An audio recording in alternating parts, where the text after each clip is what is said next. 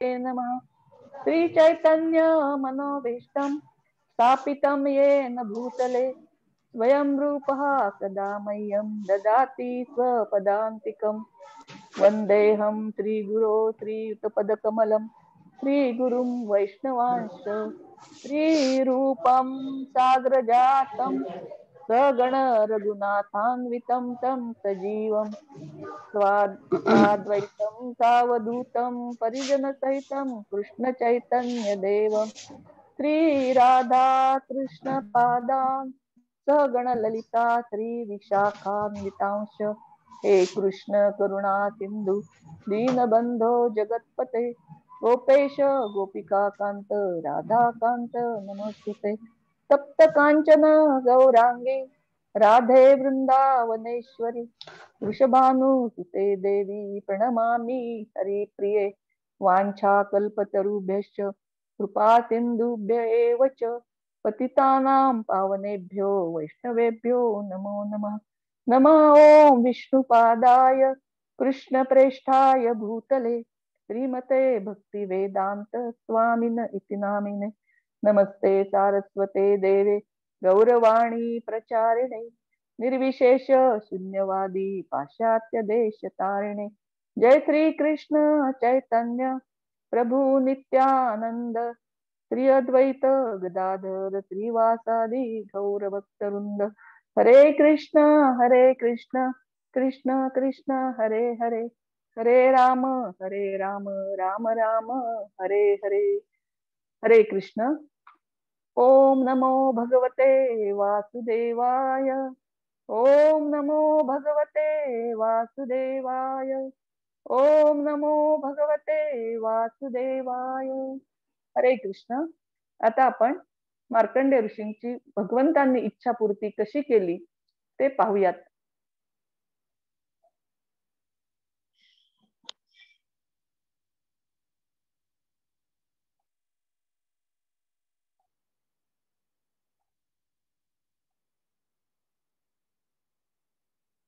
हरी बोल। आवाज येतोय ना माताजी? हो येतोय माताजी, छान आवाज येतोय. येतोय ना? येतोय बर.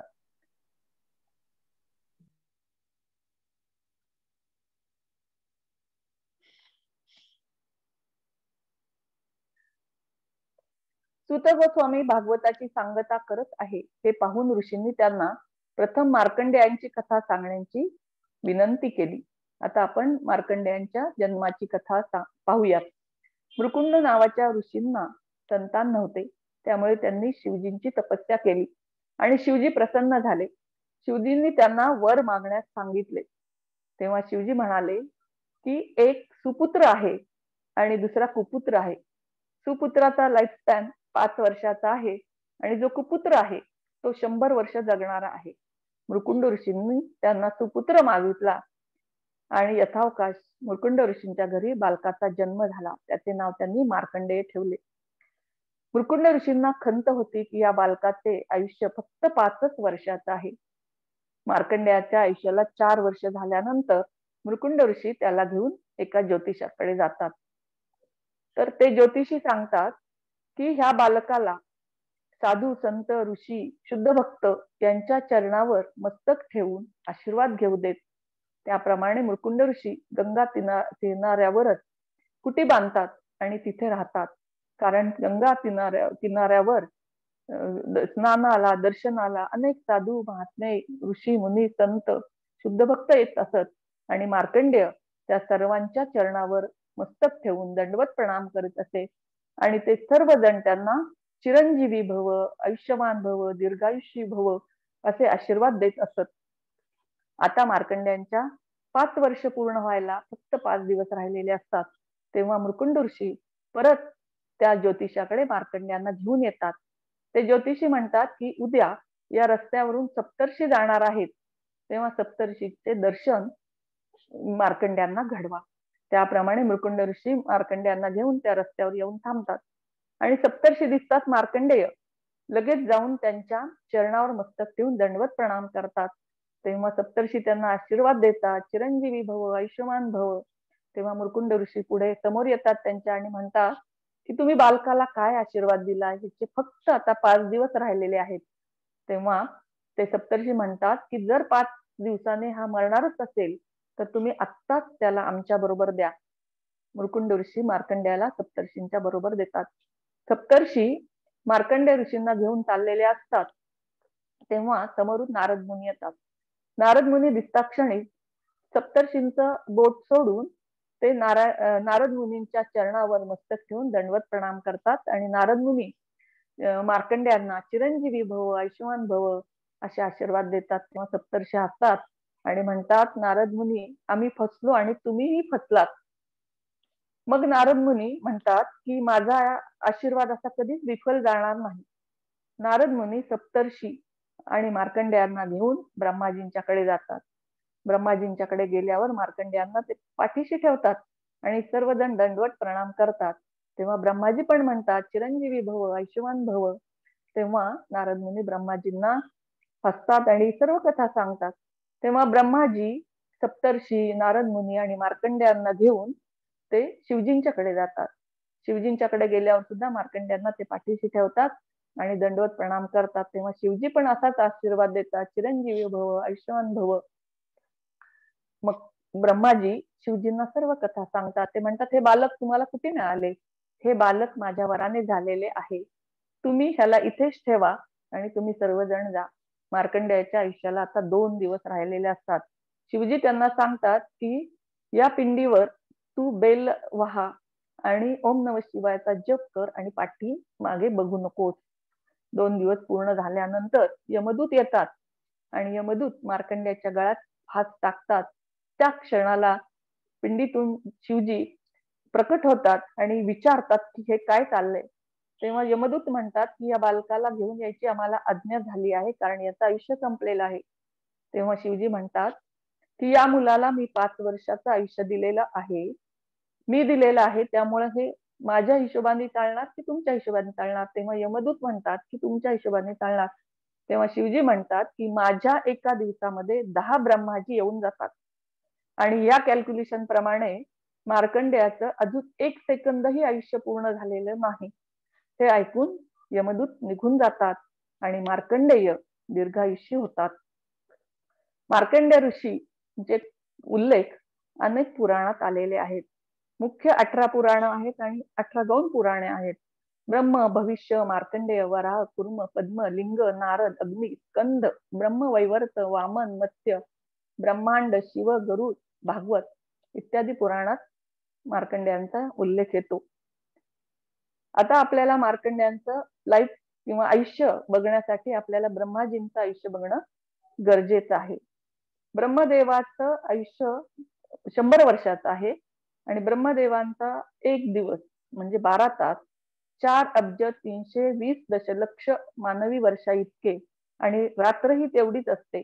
असे ब्रह्मदेवांचं आयुष्य बरोबर 4,320 दशलक्ष गुणिले 2 गुणिले 30 दिवस गुणिले 12 महिने गुणिले 100 वर्ष आणि हे असं एका ब्रह्माजींचं आयुष्य आहे आणि असे 10 ब्रह्माजी शिवजींच्या एका दिवसात होऊन जातात आणि असं मार्कंडेयांचं 5 वर्षाचं आयुष्य होतं आणि अशा प्रकारे मार्कंडेय ऋषींचे प्रदीर्घ आयुष्य झाले आणि याचं कारण म्हणजे त्यांना मिळालेले आशीर्वाद. म्हणून आपण यावरून असा एक लेसन घेऊयात की आपण पण असे शुद्ध भक्त, ऋषी, मुनी, संत आणि आपल्यापेक्षा वयोवृद्ध लोकांचे आशीर्वाद मिळवले पाहिजे आणि आपल्या मुलांना पण तशी सवय लावली पाहिजे. आपल्या बोलीभाषेत अशी म्हण आहे, आपण म्हणतो की आशीर्वाद लाख मोलाचा असतो आणि असं म्हणतो आपण की नमस्कार फुकाचा आणि आशीर्वाद लाख मोलाचा. असे लाख मोलाचे आशीर्वाद कामाला येतात. आशीर्वादामध्ये खूप ताकद आहे, त्यामुळे आपण असे आशीर्वाद जमा केले पाहिजेत. मार्कंडेय ऋषींचे ब्राह्मणाला उचित असे सर्व संस्कार त्यांच्या पित्याने केले होते. त्यानंतर त्यांनी वेदाध्ययन केले, तपश्चर्येमध्ये ते पारंगत झाले आणि त्यांनी आजीवन ब्रह्मचर्याचे व्रत स्वीकारले. मार्कंडेय ऋषींनी जटा आणि वल्कले स्वीकारली. त्याचप्रमाणे त्यांनी कुंडल, दंड, खड्ग आणि कमंडलूही घेतले. मार्कंडेयांनी यज्ञोपवीत आणि मेखला धारण केल्या आणि आपले तप अधिक उत्कर्ष पावावे म्हणून मार्कंडेय ऋषींनी अग्नी, गुरु, सूर्य, परमात्मा आणि ब्राह्मण या रूपात हाती दर्भ घेऊन भगवंतांची भक्ती केली, भगवंताचे पूजन केले.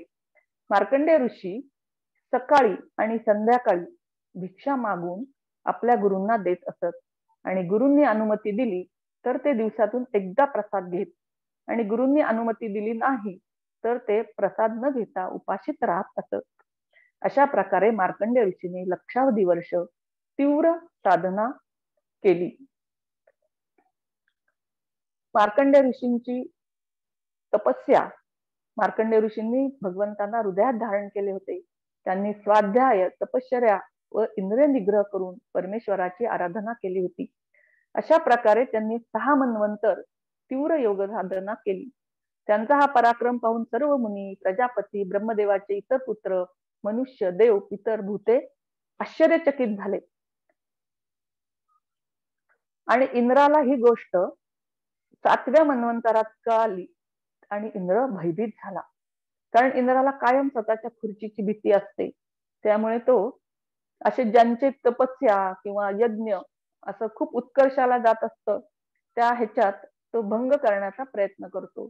उदाहरणार्थ प्रत्यक्ष नरनारायण ऋषींची तपस्या भंग करण्याचं धाडस ही इंद्राने केलं होतं. आणि पृथू महाराजांचा 100वा यज्ञ पूर्ण होऊ नये म्हणून इंद्राने अनेक अनेक तर्क कुतर्क लढवलेले होते. चुकीच्या गोष्टी सुद्धा केलेल्या होत्या.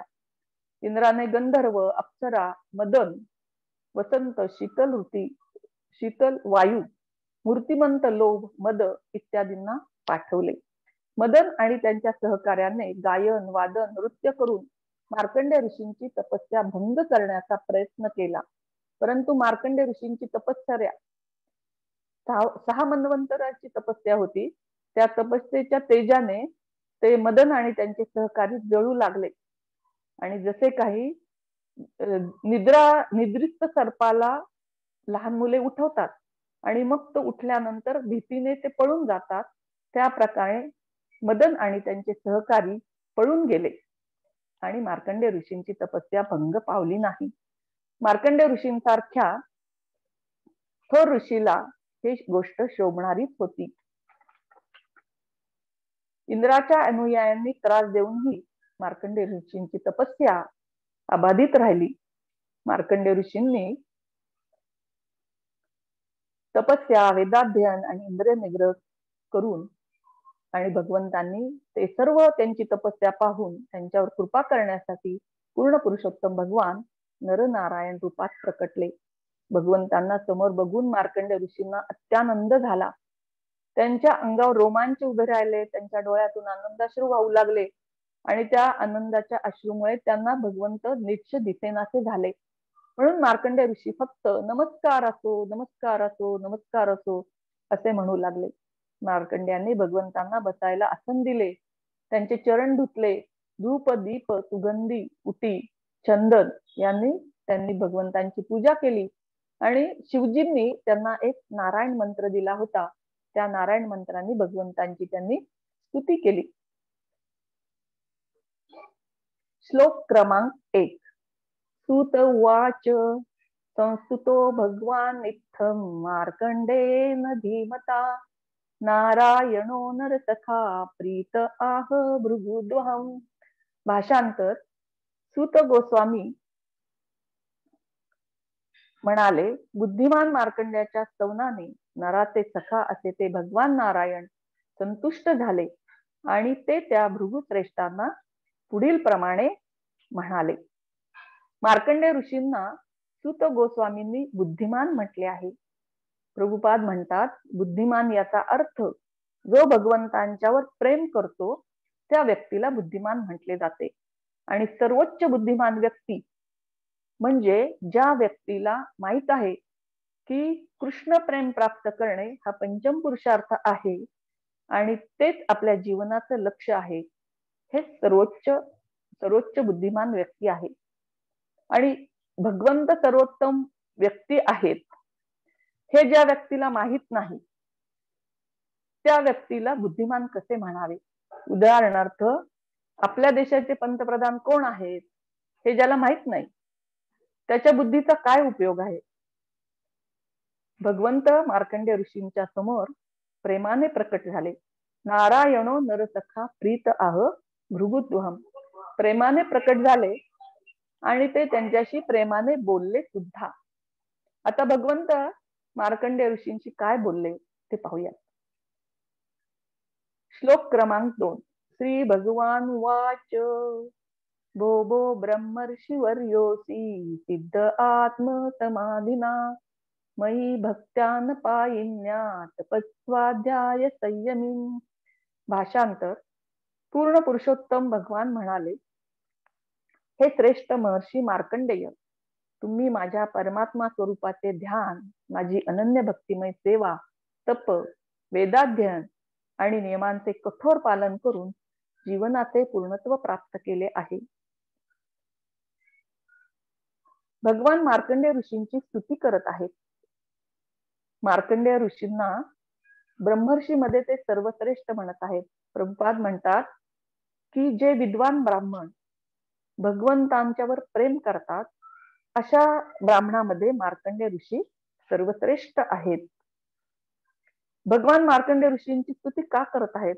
कारण भगवान महान आहेत आणि महान व्यक्ती दुसऱ्याची प्रशंसा करते, स्तुती करते, म्हणून भगवान मार्कंडेयांची स्तुती करतात. भगवान मार्कंडेयांची श्रद्धा, त्यांचे प्रेम याची प्रशंसा करतात. ते म्हणतात, या मायेच्या साम्राज्यात माझ्यावरच्या श्रद्धेला तुम्ही प्रेमापर्यंत नेऊन पोहोचवलेले आहे. ही या युगामध्ये अत्यंत अद्भुत गोष्ट आहे आणि ही मार्कंडेयाने भगवंतांच्या कृपेने साध्य केली आहे. मायादेवीपासून स्वतःला वाचवणे व भगवंतांच्या कृपेला पकडून ठेवणे या दोन गोष्टी महत्वाच्या आणि अवघड आहेत. भगवान मार्कंडेयांना सिद्ध आत्मसमाधीना म्हणतात.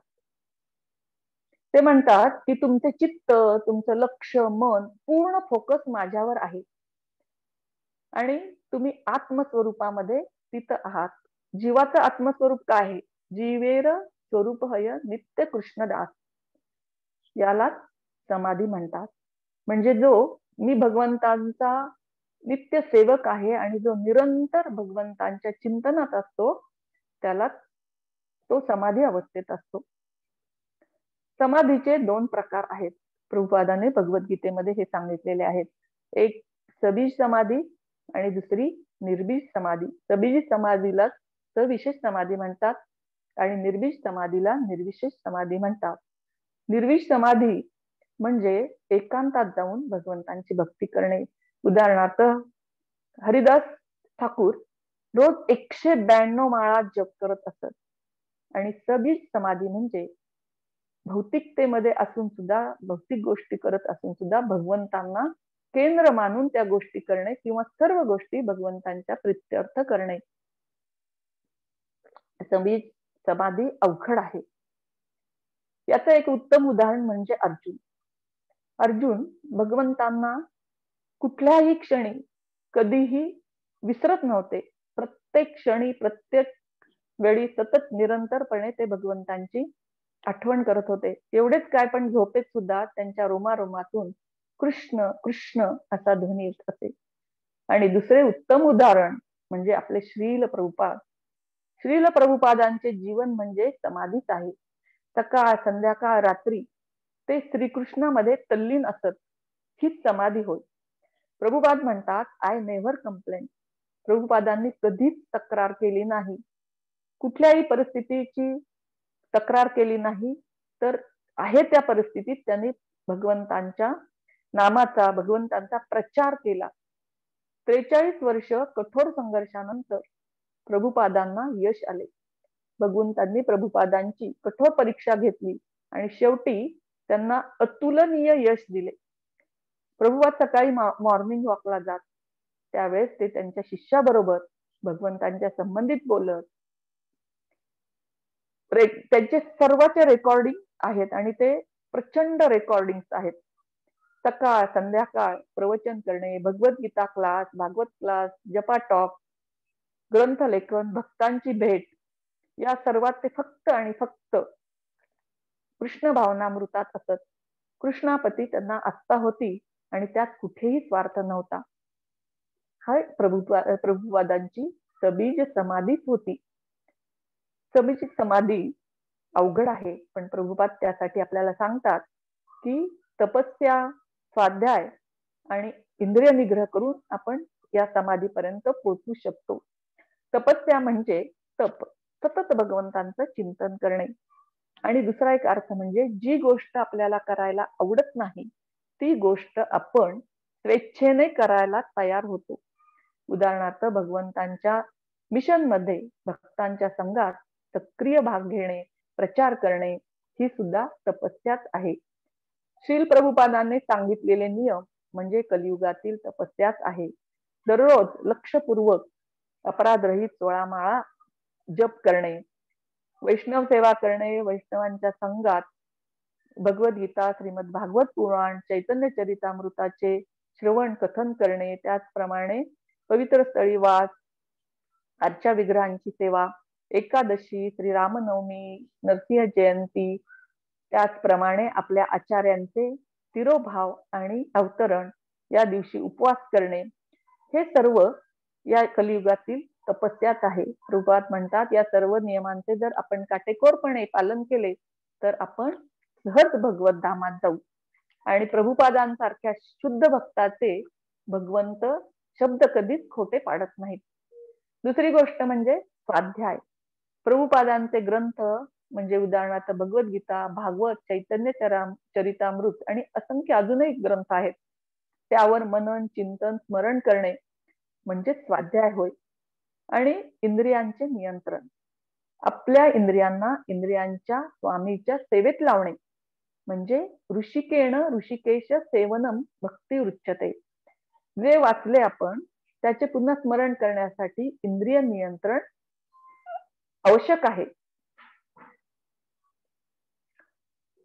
स्कंद 4 अध्याय 8 श्लोक क्रमांक 44 मधील तात्पर्यात प्रभुपाद सांगतात की हरे कृष्ण मंत्राचे कीर्तन करून मनुष्य त्वरित मंत्राच्या ध्वनी कंपनावर मन केंद्रित करून भगवत चरणाचे चिंतन करतो. अशा रीतीने तो अविलंब समाधी स्तरावर उन्नत होतो. म्हणजे प्रभुपादांनी आपल्याला खूप सोपं करून दिलेलं आहे की ह्याचं आपण हरे कृष्ण परत आपण हे वाचूया अर्थ. प्रभुपाद सांगतात की हरे कृष्ण मंत्राचे कीर्तन करून मनुष्य त्वरित मंत्राच्या ध्वनिकंपनावर मन केंद्रित करून भगवत चरणांचे चिंतन करतो. अशा रीतीने तो अविलंब समाधी स्तरावर उन्नत होतो. दुसरा आता 52व्या श्लोकामध्ये तोच स्कंद 4 स्कंद अध्याय 8 आणि श्लोक क्रमांक 52 मध्ये प्रभुपाद सांगतात की अर्चना मार्ग म्हणजे मंदिरामध्ये भगवंतांच्या मूर्तीचे पूजन करून भक्तिमय सेवा करण्याचा पंचरात्र शास्त्रामध्ये सांगितलेला भक्ती मार्ग होय. तो भक्तास भगवंतांचे निरंतर चिंतन करण्यास सहाय्य करतो. हीच समाधी होय. म्हणजे जे लोक आरच्या विग्रहांची पूजा करतात त्यांच्या मनात सतत विचार असतात की आज भगवंतांना कोणते वस्त्र घालायचे, कोणते फुले व्हायचे, त्यांचा शृंगार कसा करायचा, त्यांचा फेटा कसा बनवायचा, सुभद्रा मैयांना कसे छान दागिने घालायचे, कसे सजवायचे, आज कोणत्या पदार्थांचा भोग दाखवायचा. अशा प्रकारे ते विग्रहांच्या पूजेत तल्लीन झाले तर 24 तास ते समाधीतच असतात. म्हणून आपल्याला समाधीसाठी जंगलात जाण्याची गरज नाही. तर प्रभुपादांनी सांगितल्याप्रमाणे आपण गौरनिताई किंवा जगन्नाथ बलदेव, सुभद्रा मैया किंवा राधाकृष्णांच्या मूर्ती घरी आणून त्या विग्रहांचे मनोभावे भक्तिपूर्वक आपण त्यांचे पूजन अर्चन केले तर आपण समाधीचा स्तर गाठू शकतो.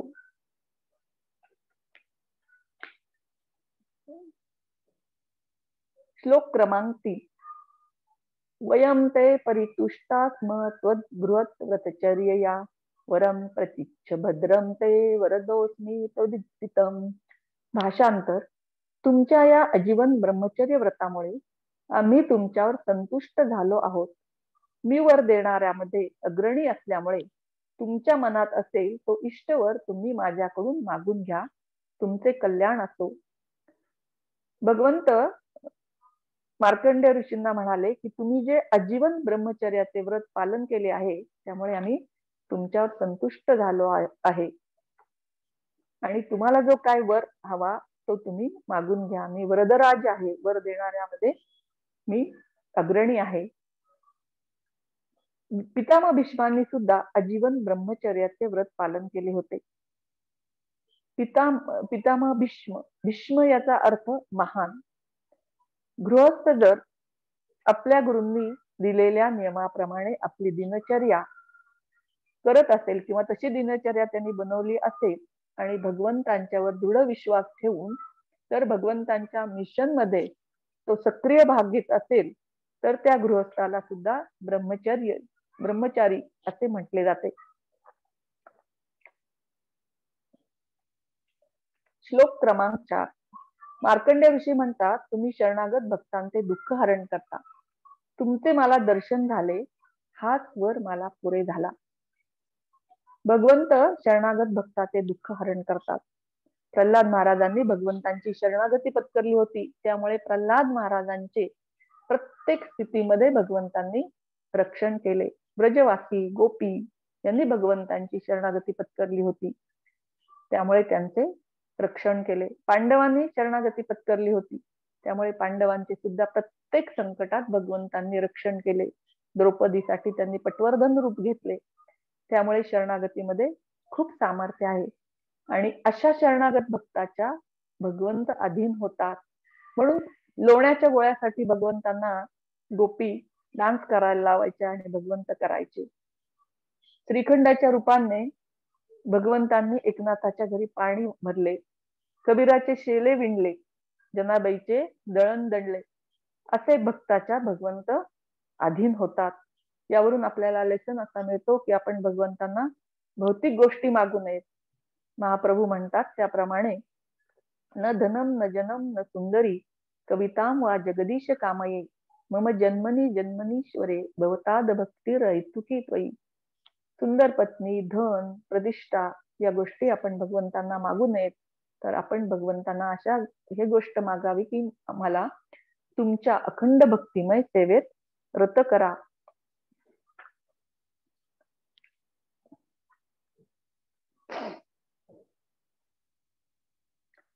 श्लोक क्रमांक 5. भाषांतर.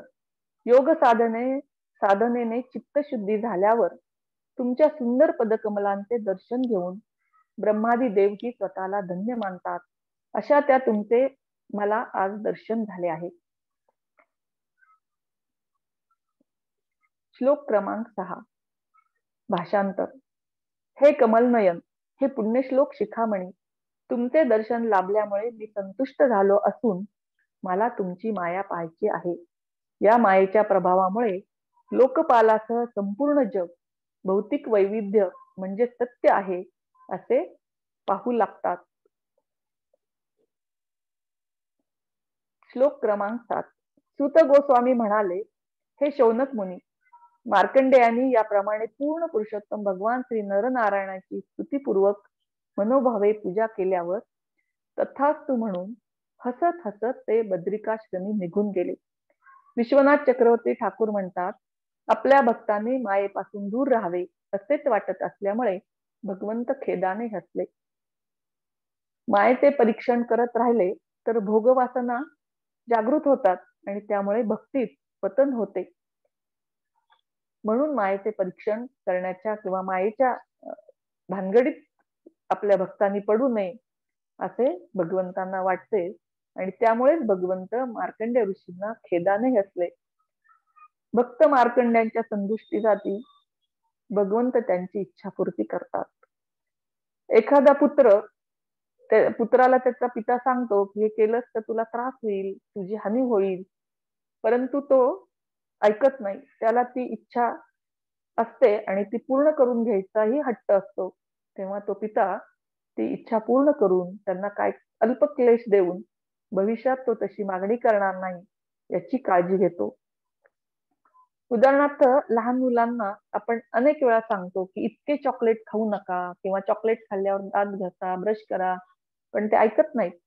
आणि त्यांना हेही सांगितलेलं असतं की चॉकलेट खाल्ल्यामुळे दात किडतील आणि खूप दुखतात दात, परंतु ते ऐकत नाही आणि त्यांना तशा दात दुखण्याच्या वेदनेला सामोरं जावं लागतं आणि भविष्यात मग चॉकलेट खाल्ल्यावर ब्रश करावा याची त्यांना जाणीव होते. ध्रुव महाराजांनी 6 महिने, विश्वामित्र मुनींनी 60,000 वर्ष, सोबोरी मुनींनी 90,000 वर्ष, मनूंनी लाखो वर्ष, कर्दम मुनीने 10,000 वर्ष, प्रचेताजनी 10,000 वर्ष, तर मार्कंडेय ऋषींनी 7 मन्वंतर तपस्या केली. तरीही मार्कंडेय ऋषींना माया पाहण्याची इच्छा झाली. खरे तर मार्कंडेय ऋषी शुद्ध भक्त होते, तरीही त्यांना तशी इच्छा झाली. म्हणून भगवंत मार्कंडेय ऋषींना हसले. भगवंतांच्या हसण्यामागचे गूढ आपल्याला समजू शकत नाही. मार्कंडेयांना ते खेदाने हसले. कुंती महाराणींनी प्रार्थना केल्या की भगवंता, आम्ही ज्या ज्या वेळेस संकटात होतो त्या वेळेस तुम्ही आमच्या मदतीसाठी धावून आलात, आणि म्हणून आत्ताही आमच्यावर संकट येऊ द्यात, म्हणजे आम्हाला तुमचं सानिध्य मिळेल, तुमची सेवा करायला मिळेल. कुंती महाराणी शुद्ध भक्त होत्या आणि त्यांना म्हणजे त्याच्यात भगवंत का आनंदाने हसले, तर भक्ताला भगवंतांचं सानिध्य मिळावं म्हणून ते आपल्यावर संकट घ्यायलाही तयार असतात, आणि ह्या प्रॉपर प्रार्थना आहेत. गोपींना भगवंत हसले. भगवंतांनी शरद पौर्णिमेच्या दिवशी गोपींना बासरी वाजून बोलून घेतलं, आणि जेव्हा गोपी आल्या तेव्हा भगवंत हसले. प्रभुपाद म्हणतात की गोपींच्या स्वागतासाठी भगवंत हसले, आणि त्या हसण्यामध्ये आणखी एक कपट होतं की यांना मी आता भ्रमित करीन आणि त्यांना घरी जायला सांगेन, बघूयात त्या काय करतात ते. कुरुक्षेत्रावर अर्जुनाला भगवंत हसले, कारण अर्जुन पुरते भ्रमित झाले होते. अशा प्रकारे आपण भगवंतांच्या हसण्याची चर्चा केली तर आपल्यालाही हसू येते. आणि अशाच प्रकारे आपण जर भगवंतांचे इतर गुण, शक्ती, बुद्धी, सौंदर्य, वैराग्य यांच्याबद्दल जर चर्चा केली तर हे गुण सुद्धा आपल्यामध्ये अंश रूपाने येतात. मार्कंडेय ऋषी शुद्ध भक्त होते. ते सर्वत्र भगवंतांचे दर्शन घेत होते. त्यांनी भगवंतांना, आपण या फोटोत बघतोय, हृदयामध्ये धारण केलं होतं, आणि प्रेममय भक्तीत ते बुडून गेल्यामुळे त्यांना पूजेचेही भान राहत नसे, जसे भरत महाराजांची स्थिती झाली होती. तरीही भगवंतांची माया पाहण्याची सतत इच्छा मनी धरून ते आपल्या आश्रमात राहू लागले. अशा वेळेस भगवंतांना आपल्या शुद्ध भक्ताची इच्छा पूर्ण करण्यावाचून गत्यंतर नव्हते. म्हणून भगवंतांनी प्लॅन केला की यांची इच्छा तर पूर्ण होईल, आणि अशी इच्छा चांगली नाही हेही त्यांना समजेल. म्हणून भगवंतांचा प्लॅन कसा होता ते आपण पाहूया. भगवंतांच्या दर्शनानंतर 7 दिवसांनी पुष्पभद्रा नदीच्या तटावर मार्कंडेय ऋषी उपासना करत बसले होते.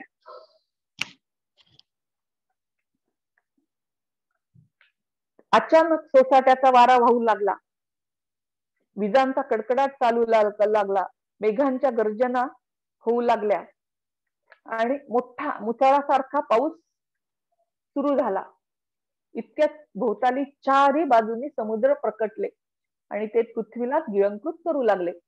त्यात भयंकर मगरमच्छ, व्हेल, तिमिंगल इत्यादी भयानक जीव होते, आणि सर्व जीवजंतू पाण्यात बुडाले होते. सर्व पर्वत पाण्यात बुडालेले त्यांनी पाहिले, आणि त्या प्रलयात ते एकटे होते. पृथ्वी, अंतरिक्ष, आकाश, नक्षत्रमाला, सारे त्रैलोक्य आणि दिशा पाण्यात बुडून गेल्या. एखाद्या वेड्या आंधळ्याप्रमाणे मार्कंडेय ऋषी जटा विस्कळीत झालेल्या अवस्थेत भ्रमण करू लागले. कधी ते भोवऱ्यात सापडत, कधी लाटांचे तडाख्यात खात. भुकेने आणि तहानेने ते व्याकुळ झाले होते. मगर, व्हेल, तिमिंगल इत्यादी जलचर त्यांना त्रास देऊ लागले होते. खाऊन टाकण्याचाही ते प्रयत्न करीत. प्रभुपाद म्हणतात, एका व्हेल माशाच्या तोंडात 1000 शिप, मोठे मोठे कंटेनर बसतात, आणि असे व्हेल 1000 तिमिंगलच्या तोंडात बसतात. असे मार्कंडेय ऋषी श्रमाने अत्यंत थकून गेले होते. त्यांना पृथ्वी आणि आकाश यातही भेद दिसत नव्हता. तेथे भीषण अंधार होता. इतका सर्वत्र अंधार होता की तो अंधार खायला येत होता. त्या अंधारामुळे जीव घुसमटत होता. सर्वत्र अंधार दाटलेला होता. बृहद भागवतामध्ये एक कथा येते, ती आपण पाहूयात. बृहद भागवत मध्ये सनातन गोस्वामींनी लिहिलेली गोपकुमारांची कथा येते. गोपकुमार ब्रह्मांडाच्या लेअर मधून जात होते आणि जाता जाता ते खम लेअर मध्ये म्हणजे स्पेस मधून जात असताना तिथे प्रकाश नव्हता, ध्वनी नव्हता, फक्त अंधार अंधार अंधार होता. तिथे केवळ अंधार होता. अंध कामेश्वर नरकामध्ये जशी स्थिती असते तशी स्थिती होती. आणि गोपकुमार खूप घाबरले. त्यांनी इतके ते घाबरले की त्यांना काही सुचेना. त्यांनी भगवंतांना गोपाल मंत्र म्हणून प्रार्थना केल्या आणि लाखो मैल दूर त्यांना प्रकाशाचा छोटासा असा टिपका दिसला आणि तो प्रकाश हळूहळू वाढत होता आणि गोपकुमार त्या प्रकाशाच्या दिशेने गेले. त्या प्रकाशातून श्याम सुंदर बाहेर आले आणि त्यांनी गोपकुमारांना मार्ग दाखवला. गोपकुमार म्हणतात, भगवंता, तुम्ही आपल्या भक्ताला स्वतः येऊन वाचवता. पण माया फार दुःखी झाली, कारण माया विचार करत होती की मी याला अंधारात फसवून मारून टाकीन. विश्वनाथ ठाकूर म्हणतात, गोपकुमाराला भगवंतांनी आपल्याकडे आकर्षित करून अंधारातून वाचवले. आता गोपकुमार जसे अंधारात फसले होते तसेच मार्कंडेय ऋषी सुद्धा अंधारात फसलेले आहेत. त्यांना भगवंत कसे वाचवतात ते आपण पाहूया. अशा प्रकारे मार्कंडेय ऋषी 10 कोटी वर्ष पाण्यात पोहत होते. माया देवीजवळ करुणा, दया, माया नसते. माया देवी क्रूरपणे मारते. यावरून आपण असा एक लेसन घेऊ शकतो की भक्तांनी मायेपासून दूर राहावे आणि श्रीकृष्णांना आपण निरंतर माया देवीपासून वाचवण्याची प्रार्थना करावी. मार्कंडेय मुनी भ्रमण करीत असता एका बेटावर फळे आणि पाने यांनी भरून गेलेले एक लहानसे वडाचे झाड दिसले. त्या झाडाच्या ईशान्य दिशेला जी फांदी होती त्या फांदीवर पानाच्या द्रोणामध्ये एक झोपलेले बालक त्यांना दिसले आणि ते बालक मरकटमण्याप्रमाणे निळसर रंगाचे होते. त्याच्या शरीरातून तेज बाहेर येत होते आणि ते तेज समस्त अंधकार गिळंकृत करून टाकत होते. आणि त्या बालकाचे चेहरा किंवा मुख कमळासारखे होते. त्याचे डोळे सुंदर होते, त्याचे ओठ लाल होते, केस कुरळे होते, त्याच्या हाताची बोट खूप नाजूक होती आणि ते खूप सुंदर हसत होते. मार्कंडेय ऋषींना ते बालक पाहून खूप आश्चर्य वाटले आणि ते पोहत पोहत त्या बालकाजवळ गेले. मायेचा प्रभाव कसा असतो पहा. मार्कंडेय ऋषी शुद्ध भक्त आहेत आणि भगवान समोर असूनही त्यांना ते ओळखू शकले नाही.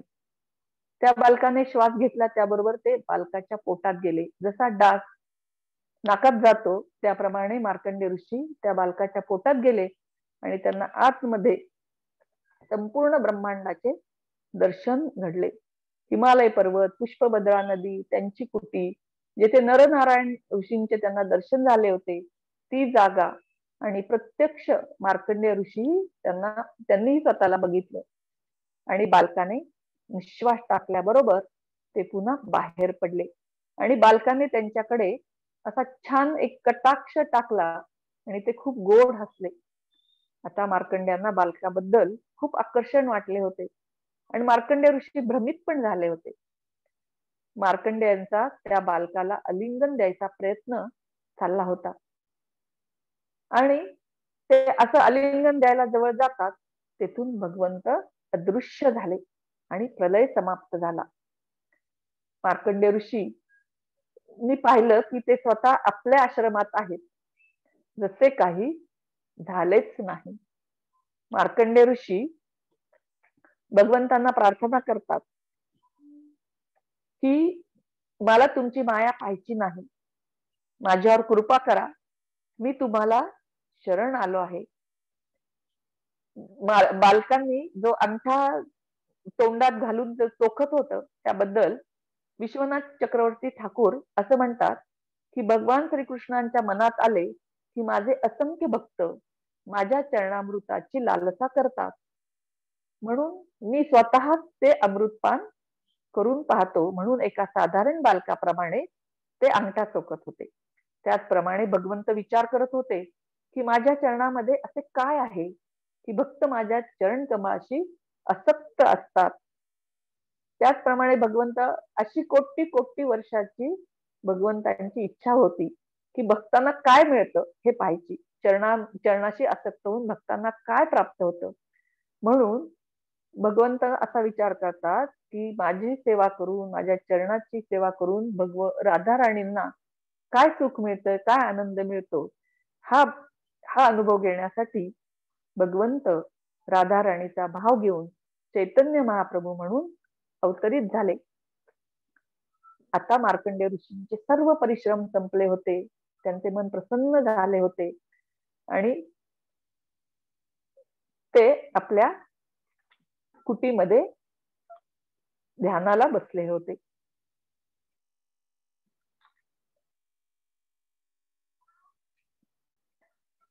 उपनिषदात असे म्हटले आहे की ज्या दिवशी जीवाला मायेचे म्हणजे संकटाचे भय वाटते व मी माझ्या बळावर त्यातून बाहेर पडू शकत नाही, हे जीव जेव्हा जाणतो तेव्हा जीव गुरुकडे जातो व भगवंतांची शरण घेतो.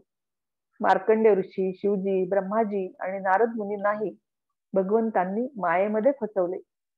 श्रीमद भागवत पुन्हा पुन्हा आपल्याला जागृत करत आहे, माया काही पण करू शकते, मायेपासून दूर राहा. मार्कंडेय ऋषींनी भगवंतांचे दर्शन होऊ नये मायेचे दर्शन घेण्याची इच्छा केली. म्हणून आपण असा लेसन घेऊयात त्याच्यावरून की भगवंतांना 24 तास आपण प्रार्थना केली पाहिजे की भगवंता मायेपासून कृपया आम्हाला वाचवा वाचवा वाचवा.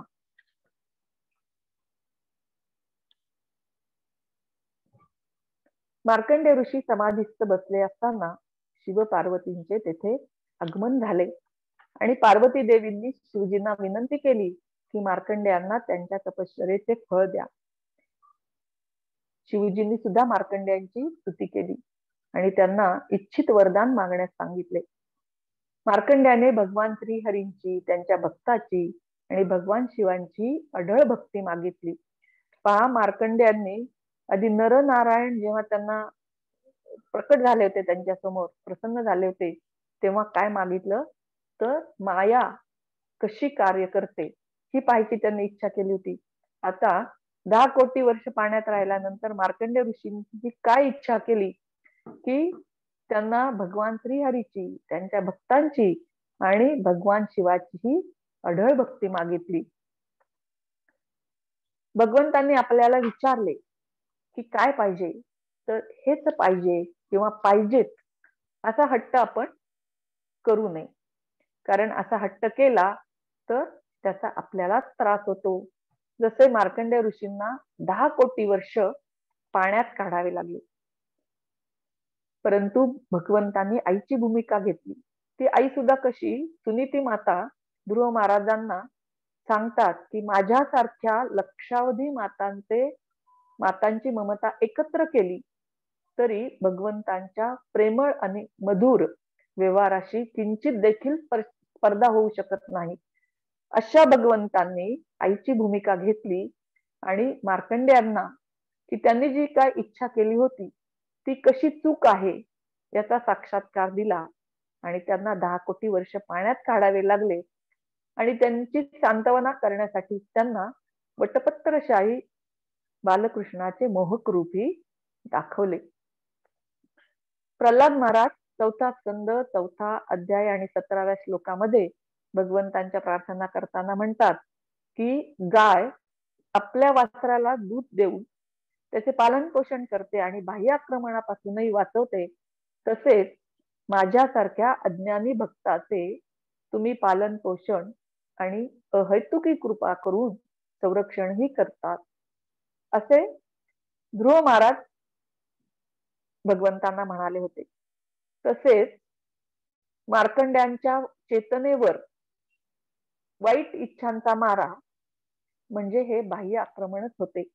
भगवंतांनी मार्कंड्यांच्या चेतनेचे संरक्षण केले आणि त्यांना साक्षात्कारही घडवला की कुठली इच्छा करणं चांगली आणि कुठली इच्छा वाईट आहे. 10 कोटी वर्ष त्यांना पाण्यात ठेवलं मायेचा प्रभाव दाखवण्यासाठी आणि त्यांना सांत्वना दिली आणि वटपत्रशाही बालकृष्णाचे मोहक रूपाचे दर्शन दिले. मार्कंडेयांनी जे मागितले होते ते पण दिले आणि जे नाही मागितले ते पण दिले. आईची भूमिका घेऊन, प्रेमळ आईची म्हणजे आईची भूमिका घेऊन मार्कंडेय ऋषींना त्यांनी हे सर्व दिले, त्यांचा हट्ट पुरवला. आपल्या रोजच्या लाईफ मध्ये सुद्धा ह्या गोष्टी आपण बघू शकतो की लहान मुलाला जळत्या मेणबत्तीला किंवा दिव्याला हात लावायचा असतो. आई त्याला लाख वेळा सांगते की हाय बाऊ होतो, हे सांगून सुद्धा ते ऐकत नाही. त्यांना पकडायची असते ती मेणबत्ती किंवा तो दिव्याला हात लावायचा असतो. तेव्हा मग आई बारीकसा चटका घेऊ देते. मग ते मूल रडायला लागलं की त्याला बर्नाल लावते, त्याला शांत करते, त्याला खाऊ पण देते. तसेच प्रभुपादांच्या मुलीला सुद्धा टेबल फॅन मध्ये बोट घालायची खूप इच्छा होती. खूप वेळा सांगून सुद्धा ते ऐकत नव्हते. ती ऐकत नव्हती तेव्हा प्रभुपादांनी फॅनचं बटन बंद केलं. त्या फॅनचा स्पीड कमी कमी कमी कमी होत गेला आणि मग त्यांनी तिला अडवलं नाही. तिने फॅन मध्ये बोट घातलं. त्याचा वेग खूप कमी मंदावला होता, तरीही त्या नाजूक बोटांना तो फॅनचा स्पीड किंवा ते पातं थोडीशी इजा करून गेलं आणि त्यानंतर तिने परत असा हट्ट धरला नाही. ध्रुव महाराजांनी भगवंतांच्याकडे आपले आजोबा आणि पंजोबांच्या पेक्षा श्रेष्ठ स्थान मागितले होते. ही ध्रुव महाराजांची 100% भौतिक आणि स्वार्थी इच्छा होती. परंतु ध्रुव महाराजांनी त्रिकालदर्शी नारद मुनींना गुरु म्हणून मानले होते आणि हे भगवंतांना खूप भावले होते. म्हणून भगवंतांनी त्यांना अपरिवर्तनीय इंद्रियासह 36,000 वर्ष राज्य करण्याचा आशीर्वाद दिला. परंतु आता ध्रुव महाराजांना पश्चाताप झाला आणि माझ्या समोर प्रत्यक्ष हिरा असताना मी काचेच्या तुकड्याची अपेक्षा केली, म्हणून त्यांच्या डोळ्यातून सतत अश्रू येऊ लागले. भगवंतांनी त्यांना सांत्वना दिली आणि त्यांना अशी स्पेशल गिफ्ट दिली की जी कुणालाच मिळत नाही, की भौतिक गोष्टींचा म्हणजेच राज्याचा उपभोग घेत असताना सुद्धा त्यांना त्यांच्या भक्तिमय सेवेमध्ये खंड पडणार नव्हता. त्यांची भगवंतांची प्रेममय भक्ती चालू राहणार होती. ही स्पेशल गिफ्ट जी कुणालाही आतापर्यंत मिळाली नाही ती ध्रुव महाराजांना भगवंतांनी दिली. भगवंतांनी आपल्याला जीभ आणि डोके दिले. आपण जिभेद्वारे आपल्या डोक्यामध्ये अनेक अयोग्य विचार येतात आणि जिभेद्वारे आपण भगवंतांच्या समोर ते विचार मांडतो आणि भगवंतांनी त्या विचारांची जर इच्छापूर्ती केली तर कधी कधी आपल्याला इतका पश्चाताप होतो की भगवंता कशाला माझ्या ह्या इच्छांची पूर्ती केली असे आपण म्हणतो. म्हणून भगवंतांच्या जवळ काय मागावे, काय मागू नये, काय हट्ट करावा, काय करू नये हे आपण शुद्ध भक्तांच्याकडून शिकायला हवे. दोन्ही माया म्हणजे भ्रमरूपी माया आणि दुसरी म्हणजे भगवंतांचे प्रेम, हे दोन्ही भगवंतांच्याच आहेत आणि यामधून काय घ्यावे हे आपण आध्यात्मिक गुरूंच्याकडून शिकावे. भक्तिविनोद ठाकूर आपल्या शरणागतीमध्ये म्हणतात, मारो बी राखो बी जो इच्छा तोहारा, नित्य दास प्रती तुवा अधिकारा, जन्मा ओनी मोये इच्छा जदी तोर, भक्त गृहे जनी जन्म हौ मोर. याचा अर्थ असा आहे की मला तुम्ही मारा अथवा माझे रक्षण करा, मी तुमचा नित्य दास आहे, तुमचा त्यावर पूर्ण अधिकार आहे व मला जन्माला घालण्याची जर तुमची इच्छा असेल तर मला भक्ताच्या घरी जन्माला घाला. म्हणजे भक्ताच्या संघाचे किती महत्व आहे हे आपल्याला भक्तिविनोद ठाकूरांनी याच्यातूनही सांगितलं आहे की जर मला एकतर तुम्हाला जसे वाटेल तसे करा आणि जन्माला जर घालायचे असेल तर भक्ताच्याच घरी जन्माला घाला. प्रल्हाद महाराज, भीष्मदेव, कुंती महाराणी शुद्ध भक्त होते. त्यांनी भगवंतांची शरण घेतली होती आणि आपल्या जीवनाची दोरी त्यांनी भगवंतांच्या हातात दिली होती. म्हणून ते टेन्शन फ्री होते. म्हणून आपणही आपल्या स्वतःसाठी टेन्शन घेऊ नये. तर भगवंतांच्या सेवेत काही चुका होतात का याबद्दल आपण टेन्शन घ्यावे. गुंडीच्या मार्जन करताना महाप्रभूंनी आधी मोठी मोठी धूळ काढली आणि नंतर बारीक फटीतीलही धूळ काढली. आणि असे आपल्यातील दोष आपल्या आध्यात्मिक गुरूंना दिसतात आणि मग त्यांच्या मार्गदर्शनानुसार आपण जर आचरण केले तर ते दोष शुद्ध होतात. म्हणून आपण भगवंतांना प्रार्थना केल्या पाहिजे की माझ्यासाठी जे काही योग्य असेल, तुम्हाला जे योग्य वाटते ते करा. म्हणून मग की आपण भगवंताच्या जवळ काही अयोग्य बालिश हट्ट त्यामुळे करणार नाही.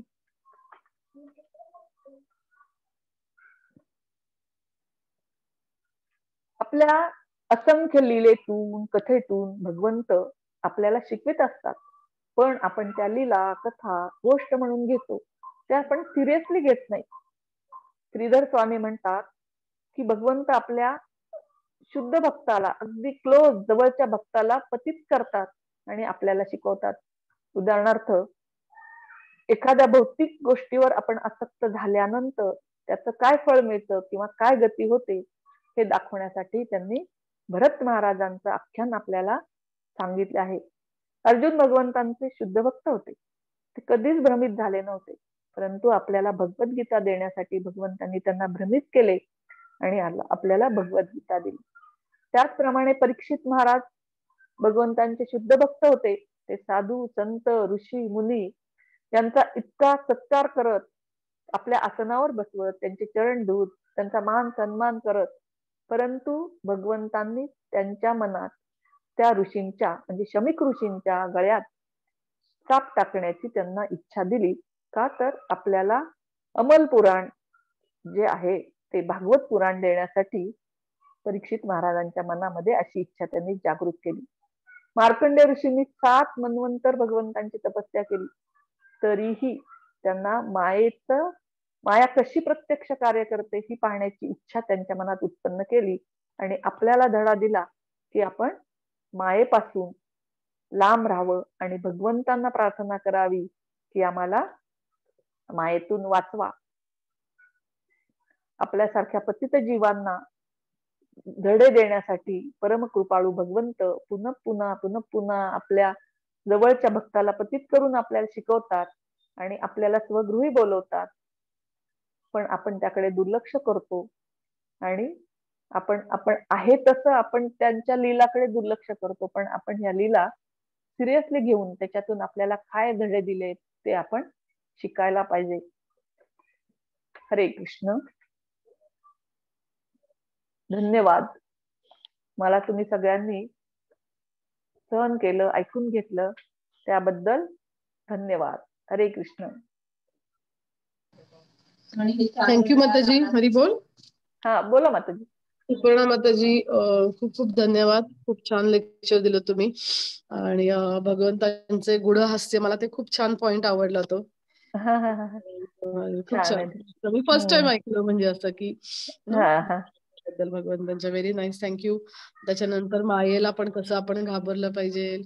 मार्कंडेय ऋषींबद्दल ऍक्च्युली एवढं विस्तृतपणे याआधी नव्हतं ऐकलं कुठं. ऍट वन स्ट्रेच म्हणजे वेगवेगळ्या ठिकाणी संदर्भ होते, पण एका ठिकाणी एकाच वेळेला एवढं ग्रेट व्यक्तिमत्वाबद्दल खूप छान ऐकायला मिळालं. So thank you so much. खूप छान. आभारी आहोत बारामती वैष्णवी कमिटीतर्फे. तुमचे खूप खूप आभार माताजी.